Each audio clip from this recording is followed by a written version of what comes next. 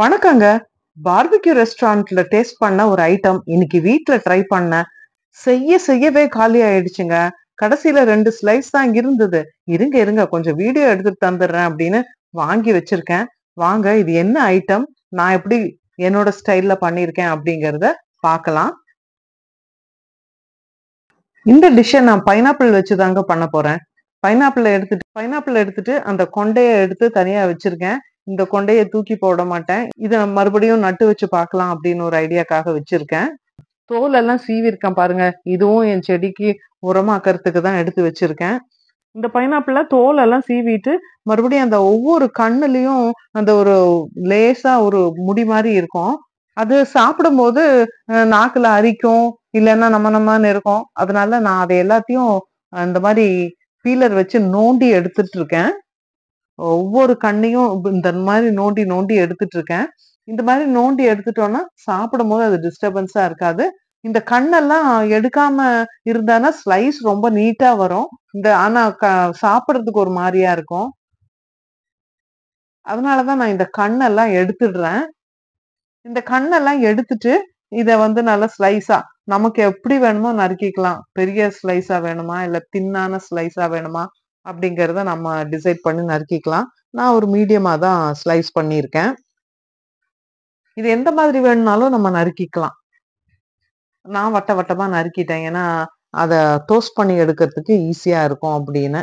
இது மேல கொஞ்சமா உப்பு, நமக்கு தேவையான அளவுக்கு கொஞ்சமா உப்பு போட்டுக்கலாம். ஏன்னா பைனாப்பிள் நல்லா இனிப்பா இருக்கும். அது கூட அந்த உப்பு சேரும்போது நல்ல டேஸ்ட் ரொம்ப நல்லா இருக்கும். உப்பும் மிளகா பொடியும், மிளகாத்தூள் வீட்ல அரைச்ச மிளகாத்தூள் தான். இதுக்கான வீடியோவும் போட்டிருக்கேன். உங்களுக்கு தேவைப்பட்டதுன்னா பாருங்க. இப்போ எல்லாத்தையும் இப்போ உப்பு மிளகா பொடி மட்டும் போட்டாச்சு. இதுல விருப்பப்பட்ட கொஞ்சம் கரம் மசாலா தூள் கூட கொஞ்சம் சேர்த்துக்கலாம். நான் இப்ப வெறும் உப்பு மிளகாத்தூள் மட்டும் தாங்க போட்டிருக்கேன். போட்டுட்டு இப்படி நல்ல 2 பக்கமும் தடவி கொஞ்சம் ஒரு 5-10 நிமிஷம் வச்சுக்கலாம். அப்பதான் அது உள்ள கொஞ்சம் இறங்கும். உப்பு மிளகா பொடி போட்டதுமே அந்த ஸ்லைஸ் எடுத்து சாப்பிட ஆரம்பிச்சிட்டோம். வச்சுட்டு அந்த இரும்பு தோசைக்கல்ல சூடு பண்ணியிருக்கேன்.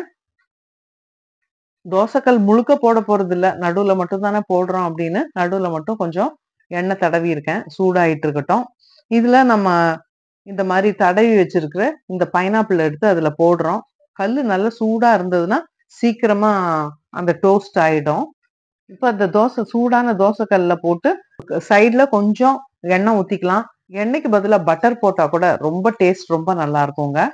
நான் இன்னைக்கு வெறும் எண்ணெய் தான். ஒரு 2 சொட்டு விட்டா போதும். இந்த மாதிரி திருப்பி திருப்பி போடணும். திருப்பி போட்டு அது அந்த லைட்டா அந்த ப்ரௌனிஷ்னஸ் வந்ததுன்னா எடுத்துக்கலாம். 2 பக்கமும் டோஸ்ட் பண்ணிட்டு, அப்பா அந்த டோஸ்ட் பண்ணும் போதே அந்த வாசனை ரொம்ப நல்லா இருக்குங்க. அந்த வாசனையை பிடிக்கிறதுக்கு வேண்டியே கல்ல விட்டுட்டு நின்னுட்டு இருந்தேங்க. அந்த அளவுக்கு அந்த வாசனை ரொம்ப நல்லா இருக்கு. அந்த வாசனை வரும்போதே நமக்கு எடுத்து சாப்பிட்டுறலாமான்னு இருக்கும். அவ்வளோ நல்ல வாசனை. இப்போ 2 பக்கம் டோஸ்ட் பண்ணியாச்சு. ஒரு ஸ்லைஸ் எடுத்துட்டேன்.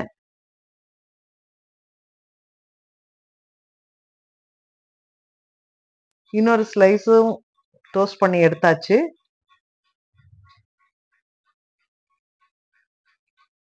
கல்லுல போட்டு எடுக்கவே எல்லாம் சாப்பிட்டுட்டாங்க. கடைசியில ஒரு 2 ஸ்லைஸ மட்டும் இருங்க வீடியோ எடுத்துட்டு தரேன் அப்படின்னு சொல்லிட்டு வாங்கி வச்சிருக்கேன். இந்த ஸ்லைஸ அப்படியே குடுக்கறத விட ஒரு 4ஆ கட் பண்ணி குடுத்தோம்னா எடுத்து சாப்பிடறதுக்கு ரொம்ப நல்லா இருக்கும். கட் பண்ணிக்கிறேன்.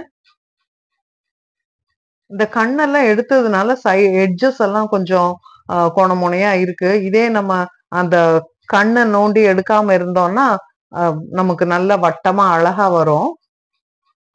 இப்ப பூ மாதிரி வந்திருக்கு. இந்த மாதிரி கட் பண்ணிட்டு பிளேட்ல வச்சு சர்வ் பண்ணோம்னா ரொம்ப நல்லா இருக்குங்க. டேஸ்ட்னா டேஸ்ட் சொல்ல முடியாது. சாப்பிட சாப்பிட அழுக்கவே இல்லைங்க. அப்படி ஒரு யம்மி டேஸ்ட். நீங்களும் பைனாப்பிள் வாங்கினீங்கன்னா இந்த மாதிரி செஞ்சு பாருங்களேன். உங்க வீட்டுல மறுபடியும் மறுபடியும் கேட்பாங்க. இப்பவும் எங்க வீட்டுல அது செஞ்சு கொடுன்னு கேட்டுட்டு தான் இருக்காங்க. இவ்வளோ நேரம் ரெசிபி பண்ணிட்டு இந்த டிஷ்ஷோட நேம் என்னன்னு சொல்லலை பார்த்தீங்களா?